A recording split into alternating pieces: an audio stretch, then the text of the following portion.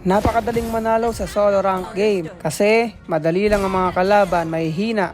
Ang kaso kaya natatalo dahil sa mga ganitong kakampi. Patay na yung marksman at mage ng kalaban kaya sinabi ko mag-end na sa mid. Ang kaso yung marksman at mage namin ang gusto ay mag-lord.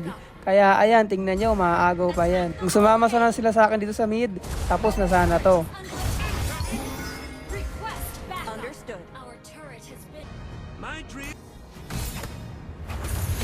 At ayun, naagaw na nga ng Hayabusa. Tapos ako pa yung na-trash talk. Ang lala.